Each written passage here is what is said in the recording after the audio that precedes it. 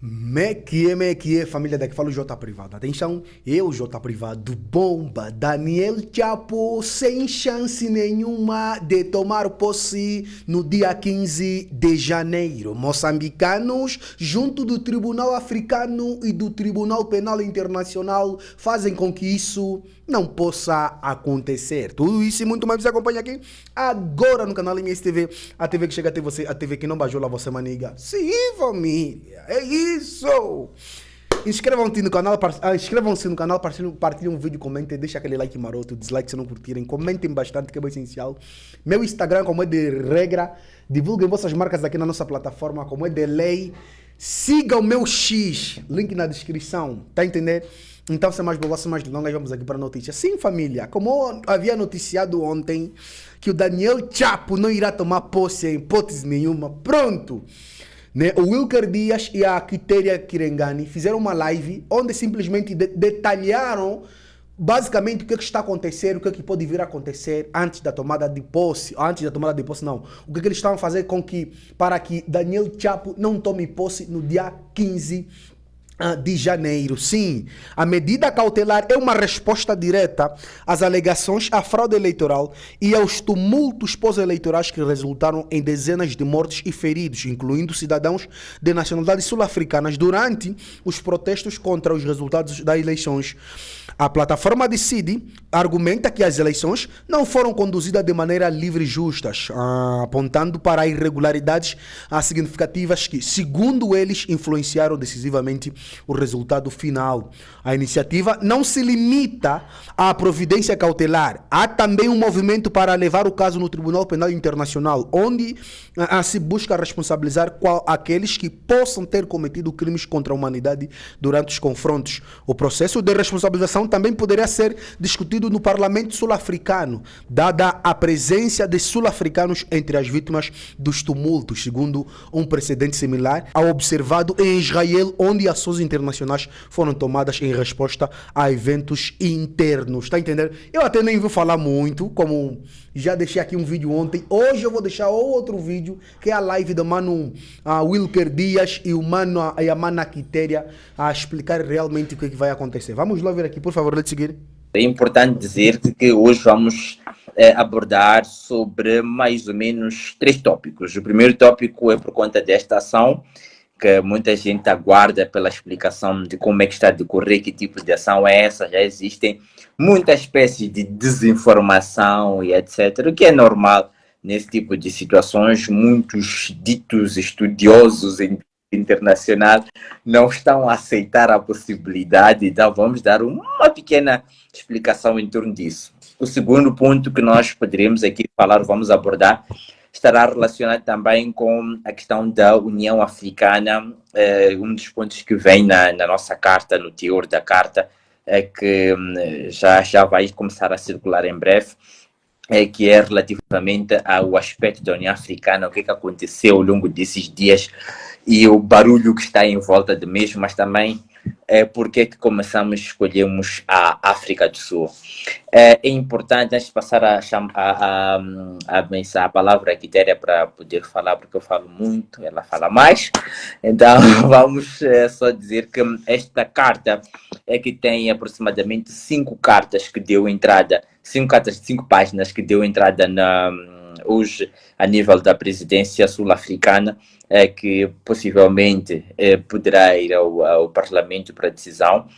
Foi por conta daquela que é uma ação da sociedade civil, e esta sociedade civil, por sua vez, reuniu-se, juntou-se, porque está contra aquela que foi o primeiro posicionamento por parte do Conselho Constitucional, que para nós foi muito penoso como sociedade civil estar a trabalhar desde as eleições autárquicas até agora, e a história repete-se automaticamente e não há nenhuma justiça nacional a poder tecer aquilo que deveria ser a própria justiça em torno da verdade eleitoral.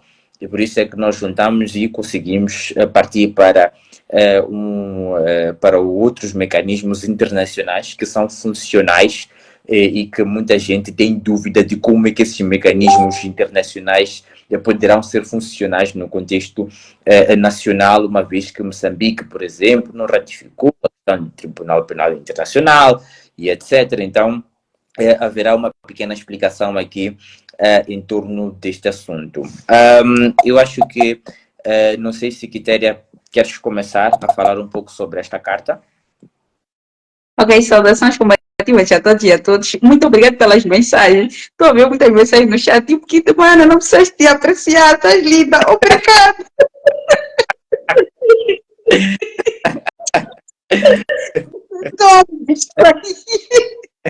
Ok, vamos ao que interessa.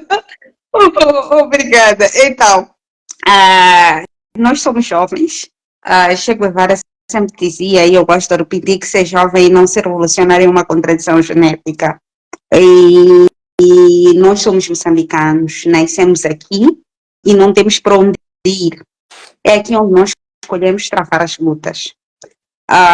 E mesmo conscientes de qualquer luta que nós travarmos terá sempre consequências. E desistir é no qualquer outro sítio, menos aqui. Nós, como cidadãos moçambicanos, muitas vezes ouvimos as pessoas a dizerem: se calhar deveríamos voltar à normalidade. Poucas pessoas dizem isso, mas algumas pessoas dizem. E eu pergunto: que normalidade? Será que nós vivemos uma normalidade antes disto? Será que normalidade é vivermos num país em que se normaliza a fraude, em que é mais fácil nós condenarmos a uma criança ou um jovem, dizermos que tipo de sociedade nós estamos a ensinar quando uma criança saqueia? Mas aqui não é o momento do saque da loja que nós estamos a ensinar a saquear. É quando nós temos pessoas a tomarem posse porque saquearam, que nós estamos a defraudar e nós estamos a destruir os valores mais importantes de uma sociedade. Então, quem é contra o saque de uma loja deveria ser tão contra o saque de uma urna. Quem é contra a vandalização de um edifício deveria ser tão contra a vandalização de uma vontade popular. Então, aí nós estaremos na mesma página. Vamos todos condenar todo e qualquer tipo de vandalismo, todo e qualquer tipo de saque. Então, porque nós somos aquela parte que quer ainda poder ter valores, ter princípios que nos permitam, de forma equidistante, condenar qualquer tipo de saque, qualquer tipo de vandalização, qualquer tipo de desvio de valores. Queremos ser aquela geração que é alicerçada em princípios. Julgamos que é importante, quando te fecha uma porta, procurar a janela. E se não for possível sair da janela, arrombar, derrubar o muro, mas encontrar uma saída. E a mensagem que nós queremos mandar é que nenhum cidadão moçambicano deve jamais perder a esperança, porque a soberania reside no povo. E o que nós estamos a fazer é tipo um alerta ao mundo para que amanhã não condenem os moçambicanos quando os moçambicanos organizarem o país por si só. Nós estamos a dizer que há instrumentos, há mecanismos. Nós temos a Carta Africana dos Direitos Humanos e dos Povos. Nós temos a Declaração Universal dos Direitos Humanos. Nós temos a Carta Africana sobre Democracia, Eleições e Governação. Temos os princípios da SADC sobre eleições democráticas. Temos a Constituição da República de Moçambique, temos a Lei Orgânica do Conselho Constitucional, temos a Lei Eleitoral. Falar de uma série de instrumentos sobre os quais nós compulsamos, estudamos e procuramos esta janela, e sempre que não encontramos a janela, procuramos um muro que é mais fácil de derrubar. Então, como o Ilka já explicou antecipadamente no dia 2, muitos podem questionar, mas o que é que significa?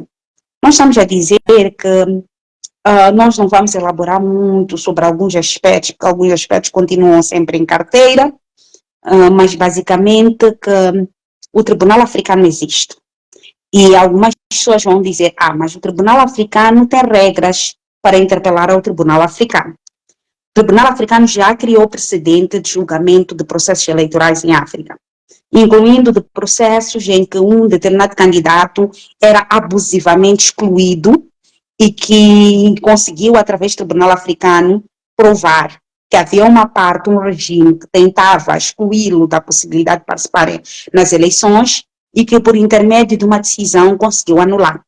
Agora, para ir ao Tribunal Africano, como eu disse, há regras para os cidadãos de um determinado país fazerem conhecer a sua causa no Tribunal Africano, ele tem dois caminhos aí.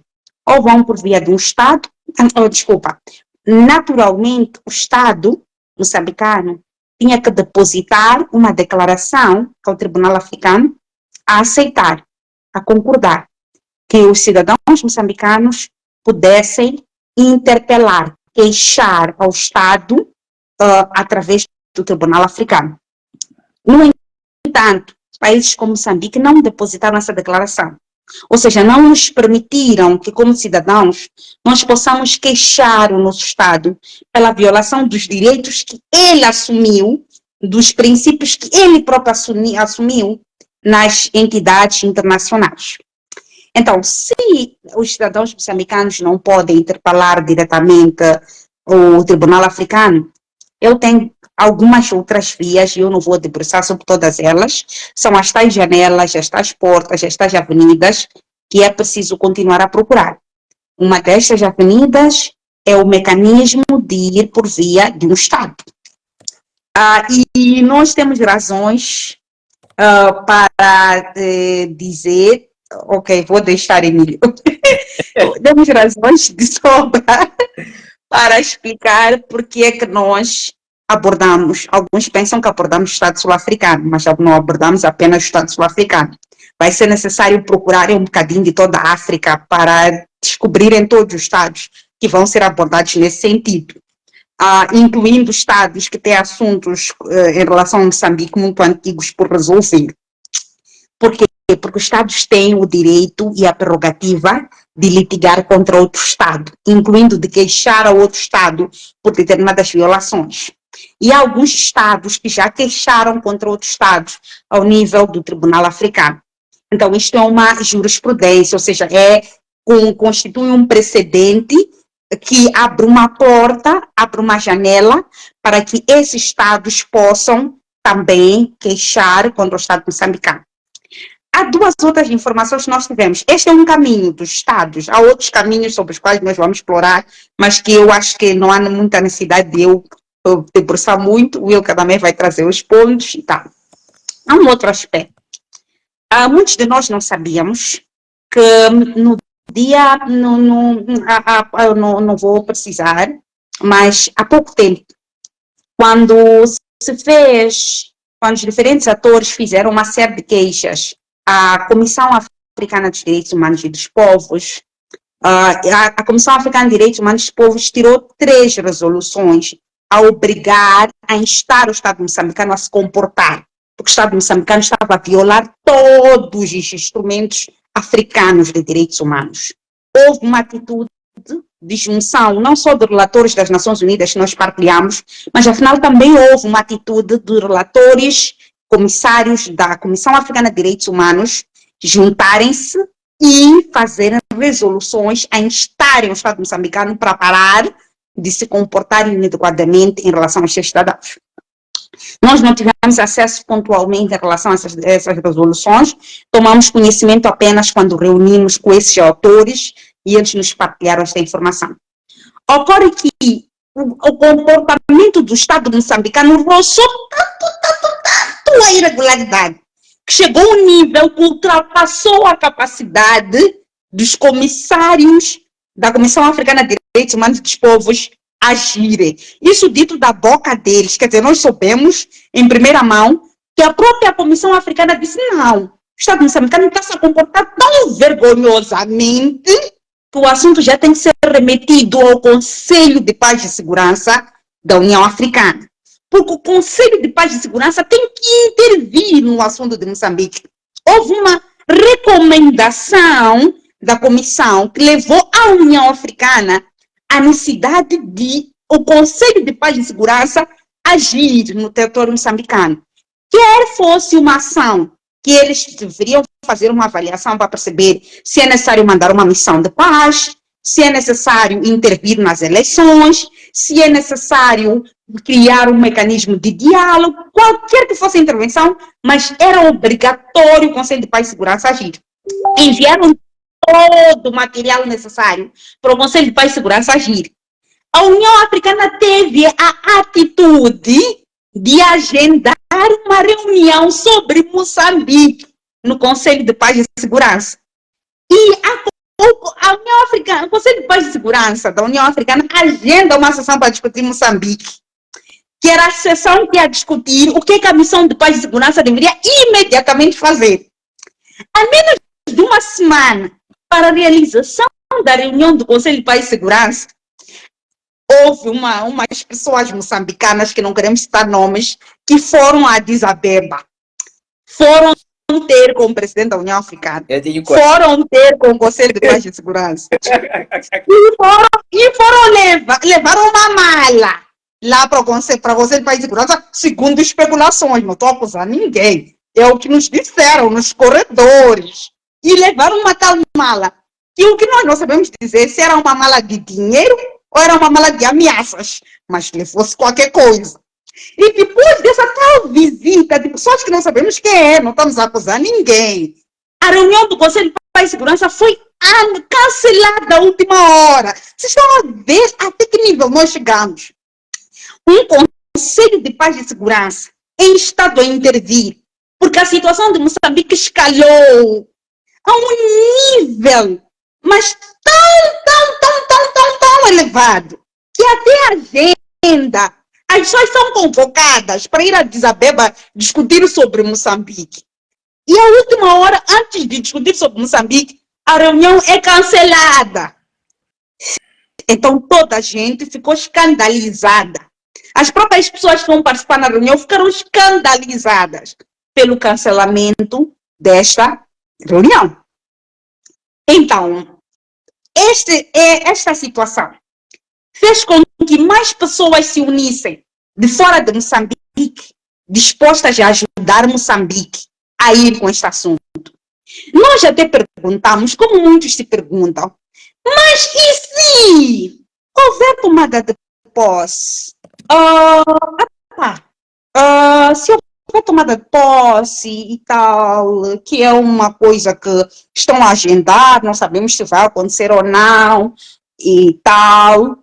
Olha, se houver entendimento entre as partes, que é uma questão que os diferentes atores internacionais estão a falar sobre a necessidade de diálogo genuíno, não diálogo não genuíno, se houver uma resolução real dos problemas, em que as partes todas se encontrem tranquilizadas com a resolução do problema, assim pode não haver necessidade de intervenção. Mas não havendo uma intervenção, ainda que alguém tenha tomado posse, anula-se a tomada de posse.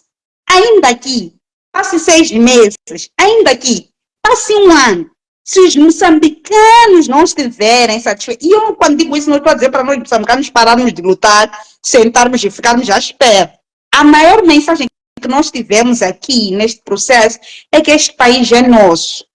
E este país é nosso, não é uma mensagem que é partidária, mas é uma mensagem que qualquer cidadão deveria aprender quando começa a falar na escola primária. Deveria interiorizar que este país é nosso.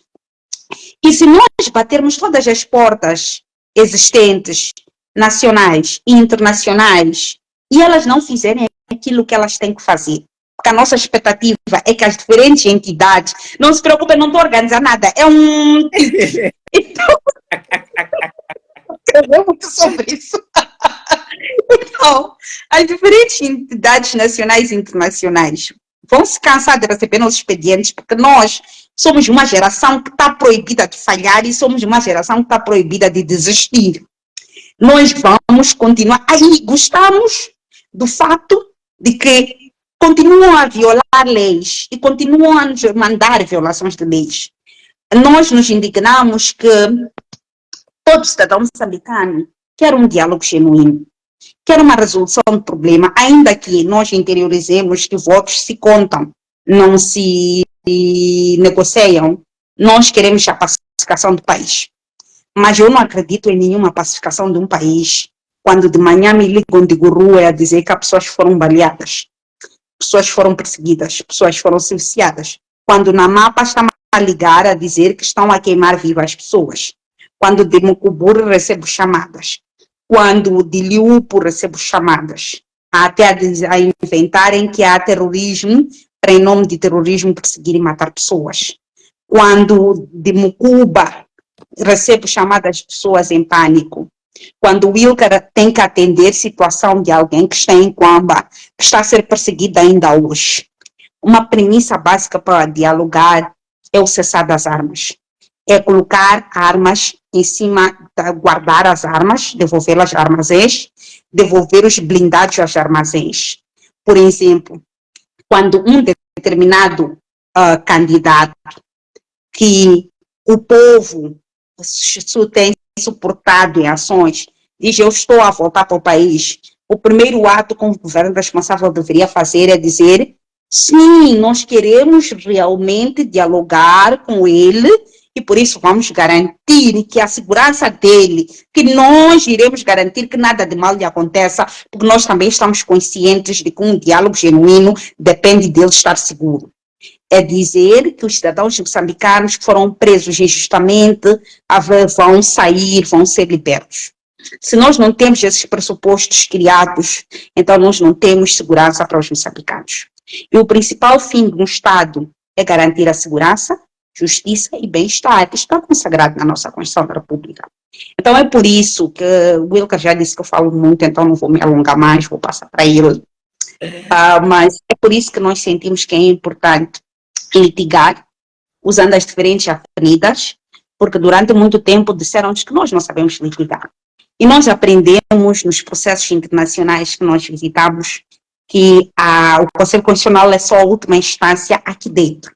E na carta que foi remetida hoje pela sociedade civil, como o Wilker muito bem explicou, já está fundamentado que o Conselho Constitucional violou a lei. Se ele tem que ser guardião da Constituição e ele viola a Constituição que tem que guarnecer, se ele tem que ser guardião da Constituição e ele viola a lei orgânica do Conselho Constitucional, então ele já não está a agir como um Conselho Constitucional, está a agir como qualquer outra coisa, sendo um perigo à própria Constituição. Nós não podemos manter um guarda do cofre que coloque esse cofre em risco.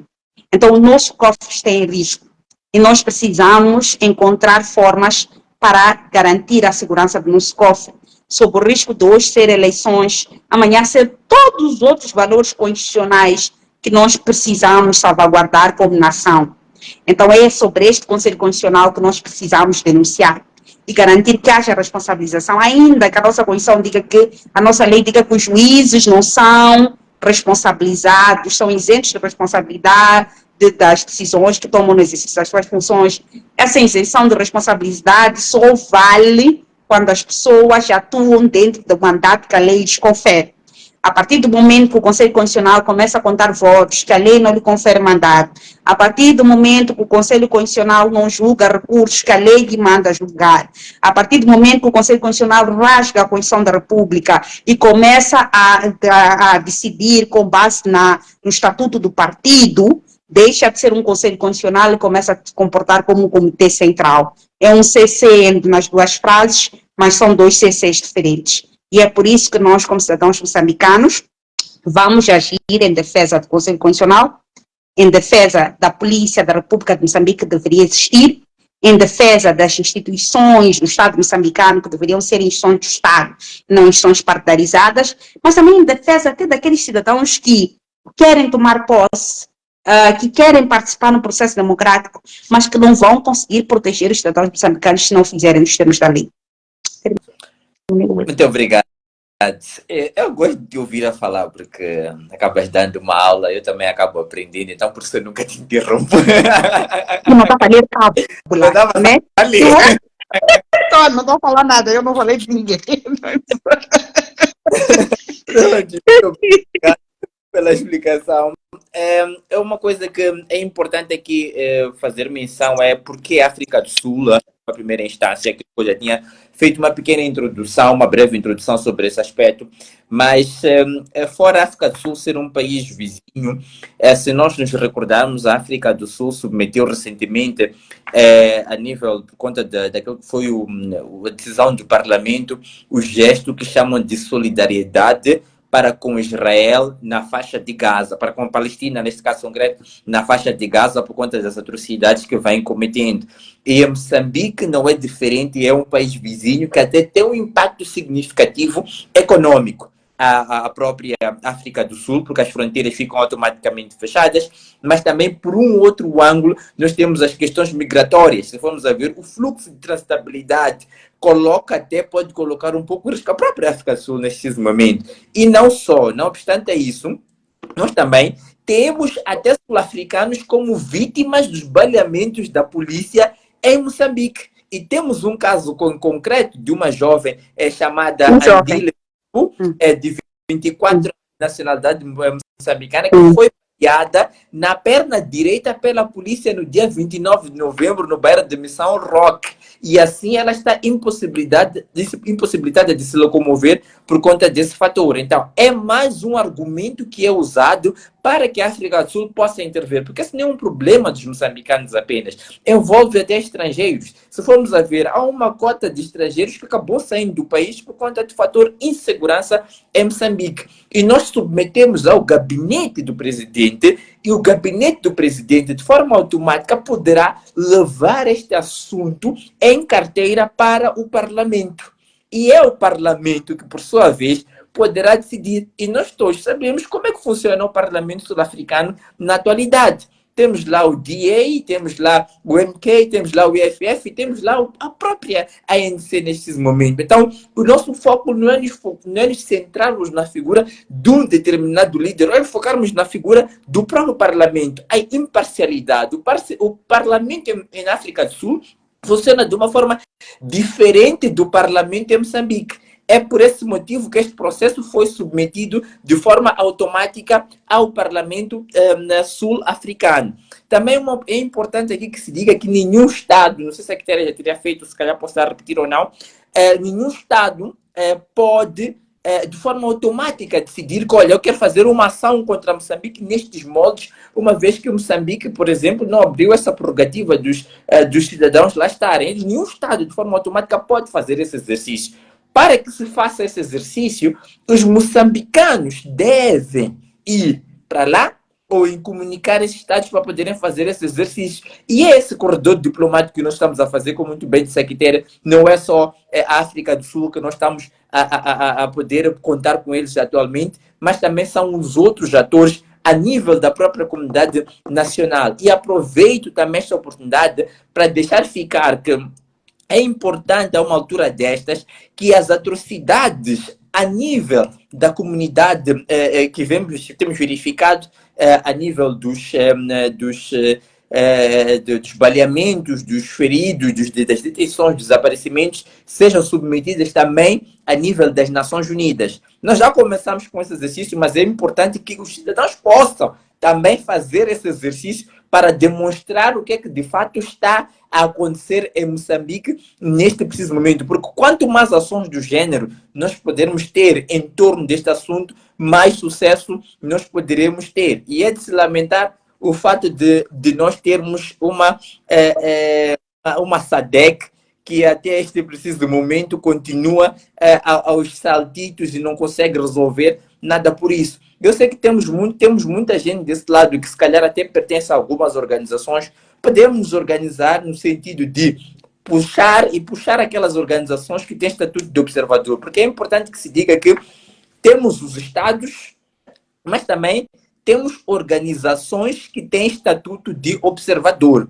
Existem algumas instâncias, como por exemplo a Comissão Africana dos Direitos Humanos. Na Comissão Africana dos Direitos Humanos, não é possível um cidadão simplesmente submeter uma reclamação, mas se conseguir encontrar-se uma organização, são várias organizações que têm o estatuto de observador, essas sim podem pegar e submeter essas reclamações a estes organismos. Então, temos diversos corredores para tal e nós poderemos usar esses mecanismos viáveis. Resumindo, é possível, por mais que se diga, por mais que fulano de X, que foi escolhido pelo Conselho Constitucional, tome posse no dia 15 de janeiro, não sei se vai acontecer, mas se for acontecer no dia 15 de janeiro, a decisão pode ser revertida sim. Há pessoas que se metem muito especialistas na matéria, que vem dizer que vocês fizeram mal o vosso TPC, não existe isso a nível do direito internacional.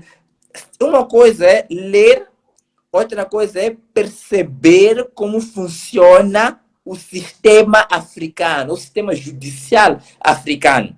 São coisas muito distintas. Há pessoas que até escreveram, eu sou docente, eu dei aulas não sei aonde, direito internacional na UEM, dei direito internacional na Unizambeze. Coisa diferente. Direito internacional... Eu estava de férias lá na aula quando o Congo meteu queixa contra a Ruanda. Estava de férias, tá vendo?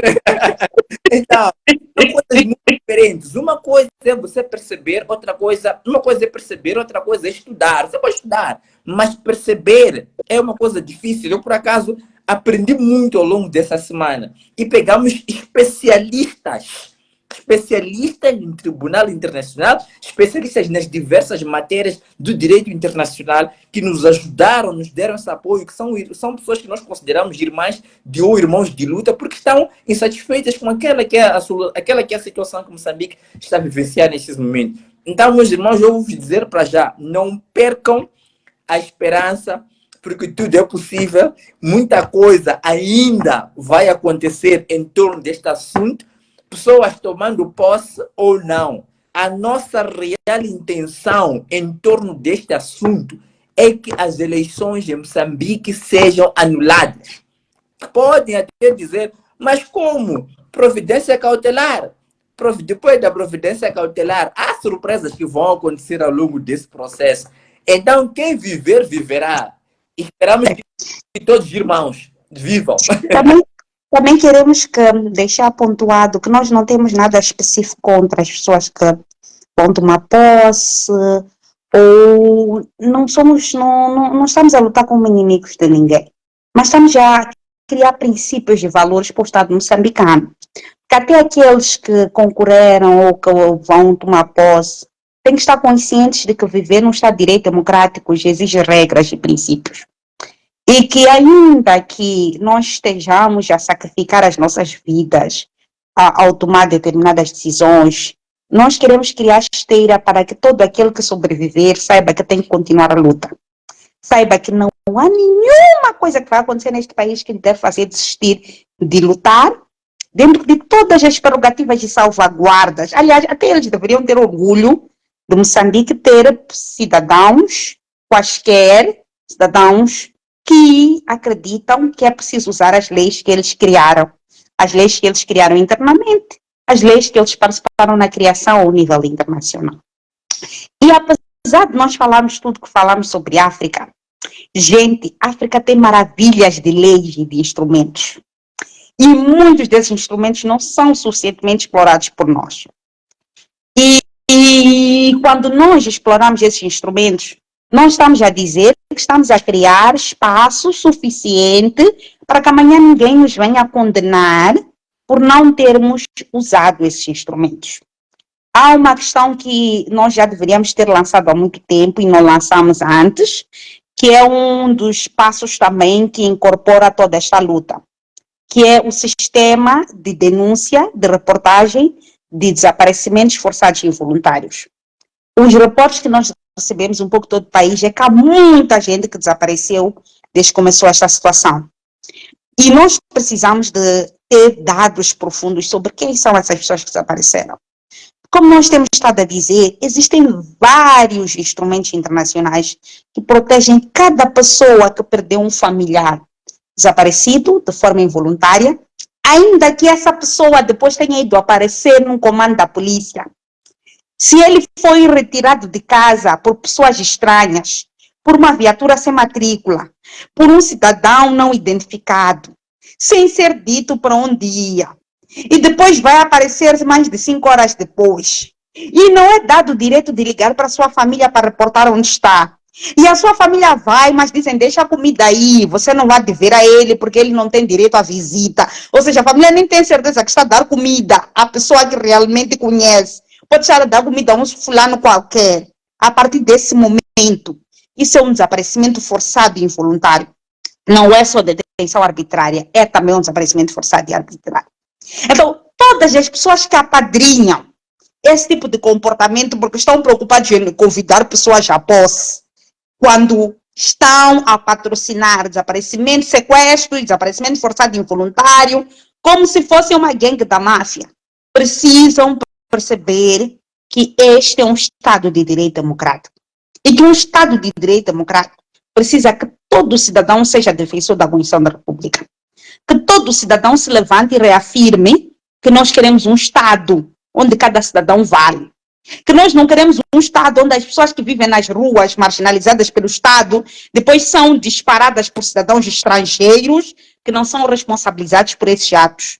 Cada um desses atos que vai acontecendo não vão terminar com culpa solteira. E nós estamos preparados para discursos muito bonitos quando vir aí, de eu não estava, não concordo com isso e vão ser responsabilizados. Mas nós vamos lutar para que as responsabilizações sejam reais.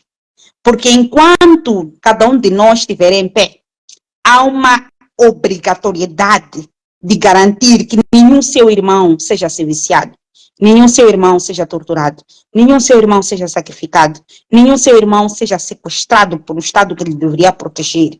E nós acharmos que a sociedade é justa ou que nós acharmos que isso é a normalidade.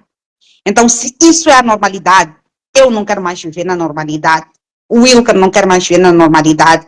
O Mais Integridade, que é parte desta ação, não quer mais viver na normalidade. E muitos outros atores são parte desta ação, que é um país de justiça. Mas um país de justiça exige que todos nós, atores, paremos de degladiar uns contra os outros e lembremos do foco. Eu tenho dito, algumas pessoas não me percebem. Eu disse isso em outubro, disse isso em novembro, disse isso em dezembro e voltarei a dizer hoje em janeiro. No ano passado, nós tivemos pessoas que não foram eleitas a tomar posse. O Conselho Constitucional alterou a ordem constitucional e as pessoas foram colocadas lá. E quando nós estávamos muito firmes para lutar e nós achávamos que era importante marchar. Sabem, lembram-se como é que as marchas terminaram? Lembram-se como é que as manifestações terminaram? Lembram-se como é que tudo terminou? Eu vou vos lembrar. De repente, tudo terminou porque colocaram-nos a lutar uns contra os outros. Porque de repente era mais importante lutar e nos concentrarmos na luta de partidos contra partidos. Era mais importante nos concentrarmos na luta contra o SUF, que também era responsável, precisava ser responsabilizado pelos seus atos. E todo mundo se distraiu, esqueceu de lutar a luta contra quem realmente tinha roubado votos. Este ano, a história está quase a se repetir. Moçambicanos e moçambicanas estão a escorregar numa distração intencionalmente feita para se esquecerem de focar a atenção em quem roubou votos e começarem a focar a atenção em qualquer outra luta que não é a luta essencial. Quando as pessoas começam a partilhar um jornal, a dizer que o Suf Momat está a recusar de entregar, de passar as pastas, os recursos de líder do maior partido da oposição para o Podemos, eu levanto pelo menos duas questões. A primeira questão é, como é que já estamos a falar de passagens de pastas, de passagem de recursos? Em que momento aconteceu essa recusa? Se ainda nem aconteceu a tomada de posse. A segunda pergunta que eu me coloco é, por que cargas de água alguém quer que o Ossuf Momad entregue as pastas ao Podemos e não entregue as pastas a Frelimo? Sim, as mesmas pessoas estão a dizer que venceu não é a Frelimo. Não achamos que deveria estar a entregar as pastas do maior partido da oposição para a Frelimo. É forma de piada. Mas nós estamos a perder o foco. Estamos a nos deixar distrair. E quem está a fazer esta agenda da distração são aqueles que querem tomar posse. Nos estão a distrair, nos estão a atrapalhar, nos estão a colocar a discutirmos tudo o que é superficial. Daqui a nada daremos todos a tirar pedras uns contra os outros. É por isso que eu me canso, porque depois a oposição é uma vergonha. Não! Não discuta se a oposição é uma vergonha, não é uma vergonha. Ainda que nós precisemos melhorar como país, ainda que os cidadãos precisam melhorar, ainda que os partidos precisam melhorar, teu foco é quem roubou votos. Quem roubou votos, você sabe. Então não aceite que nenhuma notícia que te vão colocar à frente para te distrair, te distraia de quem roubou votos. Porque enquanto você estiver distraído, o ladrão vai entrar em casa, vai fazer a festa, vai tomar posse e você vai ficar a tomar sopa. Então, que o ladrão tome sopa, é bom você se recordar qual é o teu foco. Porque se há segundo lugar é entregar, lembre quem é que deveria receber de volta segundo lugar. Talvez o Sufo Momad tenha razão. Ele está a dizer que eu me recuso a entregar. Enquanto isso é importante que se diga, lembram-se quando nós iniciamos com as manifestações e etc. por um pouco todo o país, o povo moçambicano acho que nunca esteve mais unida do Rovuma ao Maputo como esteve nos últimos tempos. Não sei se recordam-se disso. Nunca esteve tão unida como esteve nos últimos tempos. Até ao dia 7 de novembro, quando começou a história dos saques, com a história das destruições que foram criadas mais uma vez para criar a narrativa de dividir para reinar. E vocês sabem muito bem como é que funciona a questão de dividir para reinar. A questão de dividir para reinar sempre foi um leque ou um lema ao longo de todos esses anos, para dividir o povo moçambicano e o povo moçambicano prestar atenção naquilo que era fútil ao invés de prestar atenção naquilo que era útil. É só nós olharmos para a juventude moçambicana nos últimos tempos. A juventude moçambicana sempre esteve focada em coisas banais, em Rai Society, etc. Mas agora, é o que está a falar mais ou menos mais uma vez. Mas só que muda-se o foco. O foco não é que é a vida social dos artistas, etc. O foco são as destruições. Isto não é colocar os moçambicanos a lutarem uns contra os outros. E essa luta de moçambicanos uns contra os outros parte desta implantação, desta semente de destruição que foram pagando uma e outra pessoa para criar todo este imbróglio. Há um jovem, curiosamente, não sei se vocês prestaram atenção, na TV Sucesso, passou em 2 pontos, em Maputo e em Nacala. Em Maputo, apareceram a dizer, esse jovem apareceu a dizer que foi pago para poder destruir. Apareceu na televisão. Em Nacala, foram jovens pagos 1000 meticais com o edil. O jovem, ali indica-se exatamente. O edil de Nacala pagou 1000 meticais a cada jovem para não se manifestarem. E as pessoas até apresentaram o dinheiro ao vivo, até ver sucesso. E até disseram, não queremos dinheiro, pode vir aqui vir buscar. Então, são essas teorias que se busca de manipulação. Uma é para destruir, para os moçambicanos lutarem entre eles. E outra é para enfraquecerem a luta. Então, não se esqueçam em nenhum momento que a luta maior não é contra partido X, partido Y, figura X, figura Y.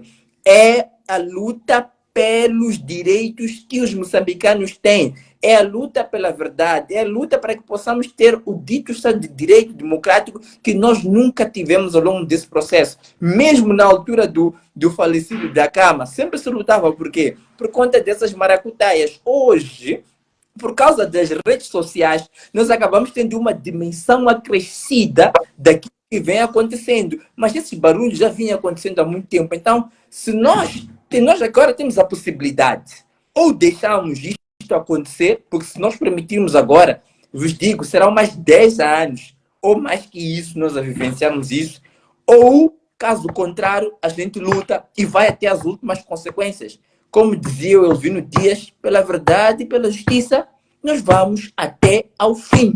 E esse compromisso que nós assumimos desde o princípio, que vamos lutar até o fim por aqueles irmãos que tombaram, por aqueles irmãos que vê-se injustiçados, mesmo por nós que trabalhamos na sociedade civil a controlar as eleições, já virei a roubar e perdemos noite, não temos família social, hoje temos que andar dos... Eu não tive final de ano, não tive Natal, não estive no Costa de Sol ontem, também queria estar no Costa de Sol ontem, mas não estive. Por quê? Porque estava aqui a atender esse assunto. Não estou longe da minha família há muito tempo também.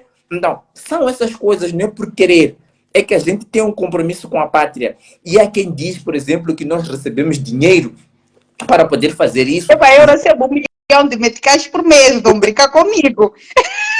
Ela está a respirar. A tua pele está de meticais. Se me der esse 1 milhão, posso resolver o problema desse país em 24 horas.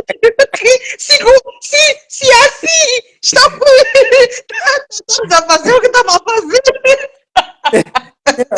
O problema maior é que essas pessoas que dizem que a gente recebe dinheiro para poder apoiar ou desestabilizar, como dizem, o povo moçambicano, é porque essas pessoas têm a percepção que nós temos o mesmo coração que eles. Eles é que têm essa pretensão de vender a pátria pelo dinheiro. Nós não vendemos a pátria pelo dinheiro. Nós vendemos o amor para a pátria. Isso é o amor gratuito. Já nem vendemos, está de borla. É gratuito. Agora, eles não.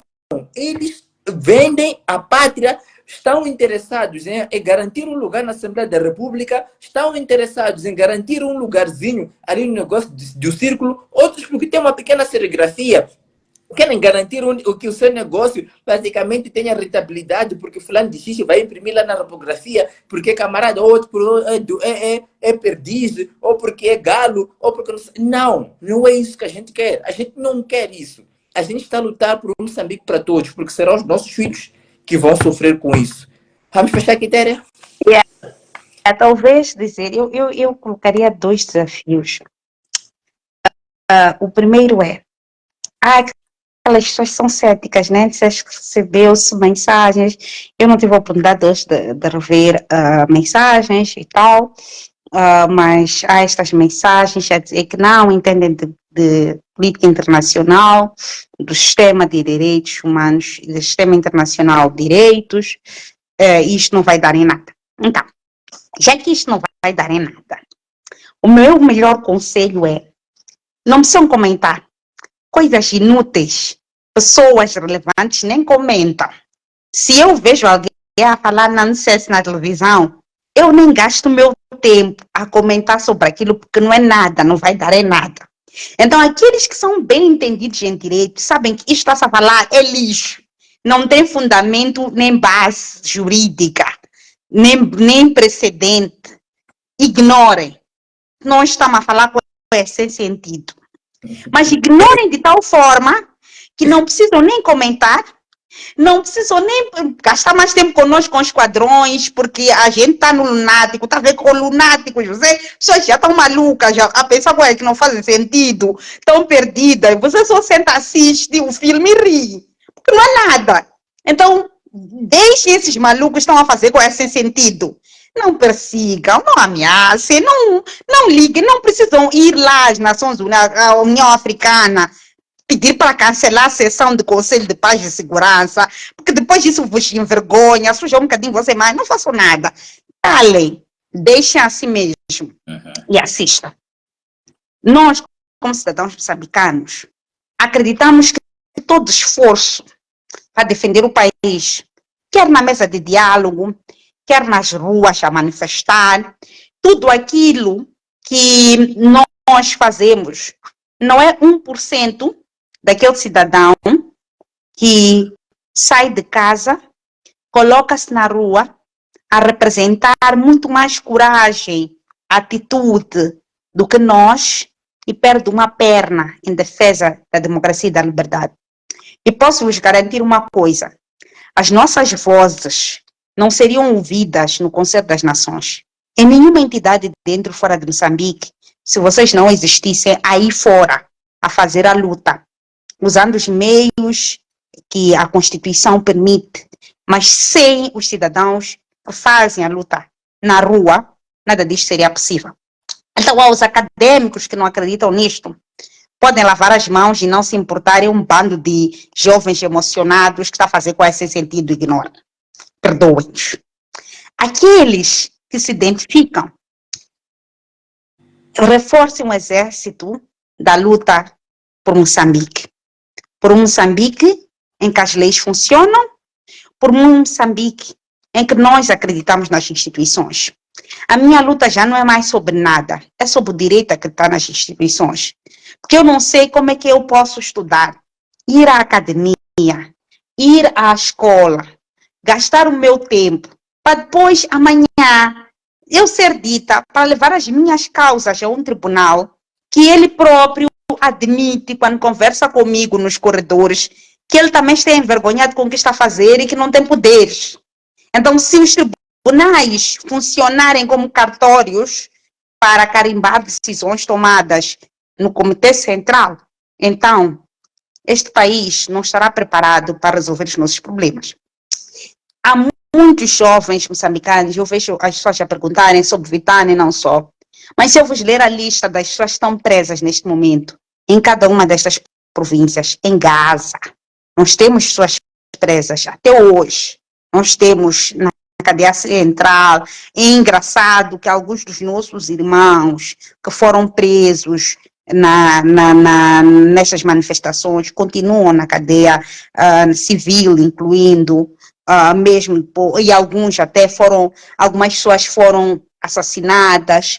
Há um caso que nós estamos neste momento a gerir, de um cidadão que foi raptado, que foi levado na rua quando se fingia estar a procurar os detidos. Ele e o seu amigo foram levados na rua e foram assassinados dentro da cadeia, porque na altura em que se aperceberam, ou fingiram que se aperceberam naquela altura que eles não são reclusos, disseram a eles, olha, depois de os terem torturado e eles não terem capacidade nem de se colocar em pé, disseram, nós vamos dar 30 segundos a vocês para correrem, para fugirem.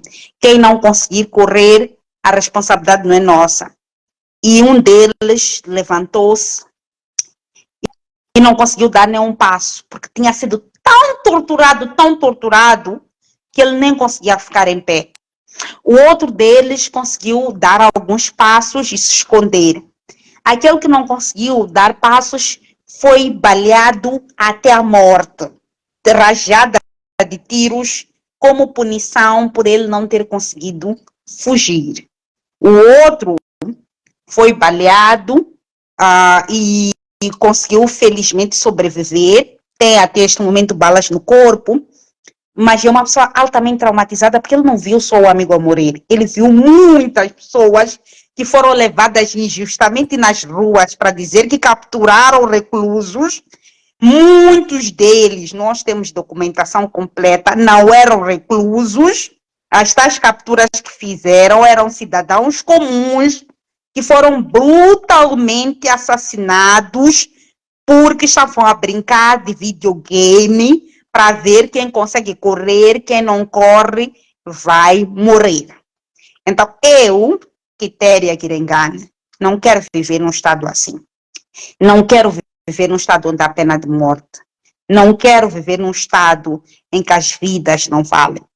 E porque muitos dos nossos companheiros, muitos deles anônimos, porque há muita gente por detrás desta carta, desta ação, que nem sequer o rosto é conhecido. Todos nós queremos lutar por um Moçambique melhor. Queremos usar o nosso último dia nesta luta, até que seja possível nós termos orgulho, recuperarmos orgulho de viver em Moçambique. E queremos que cada um de nós também tenha ciência de que o país nunca mais vai voltar a ser normal.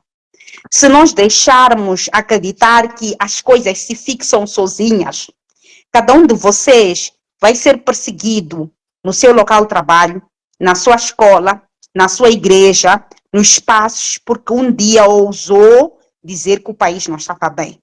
Então, cada um de nós tem uma missão muito grande neste país. E as minhas últimas palavras nesta live devem ser estas. Cada um de nós tem uma missão muito grande neste país.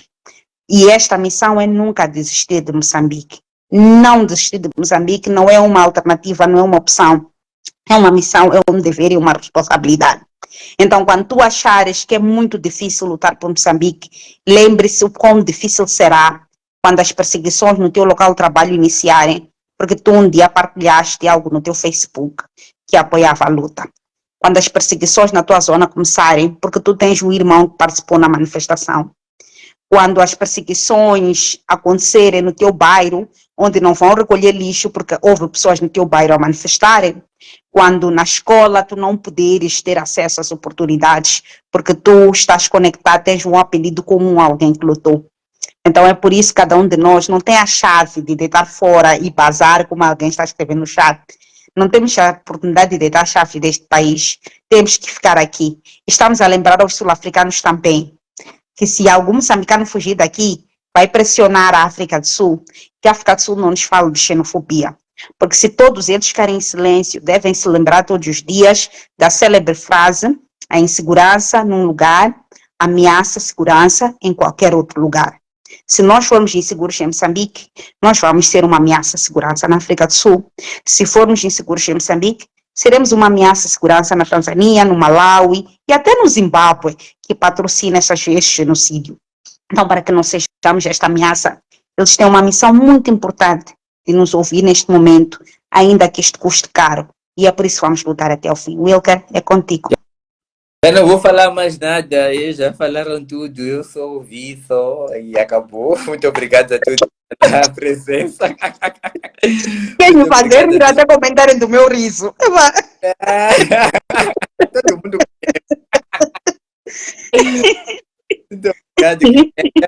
muito obrigado a todos deste lado. Foi uma hora de live, eu acredito que foi uma hora muito produtiva. Vamos continuar acompanhando os contornos, haverá muito mais informação dentro de poucos dias. E alguém perguntou aqui sobre o Tribunal Internacional. Está em tratamento no Tribunal Internacional. Um dos pedidos também que fizemos à África do Sul é que intervisse também nesta componente do Tribunal Internacional.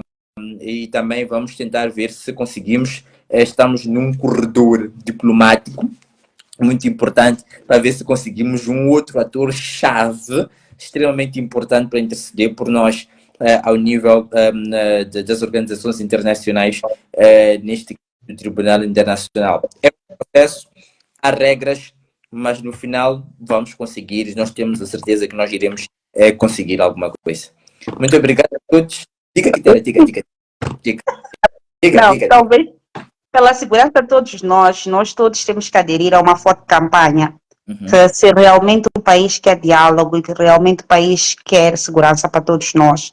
Então, que nesta chegada do dia 9, o Estado seja o primeiro a gesticular em direção de quem quer realmente segurança, quer realmente diálogo e não ameaça a segurança a todos nós, porque, mais uma vez, a insegurança num lugar é ameaça à segurança de qualquer outro lugar.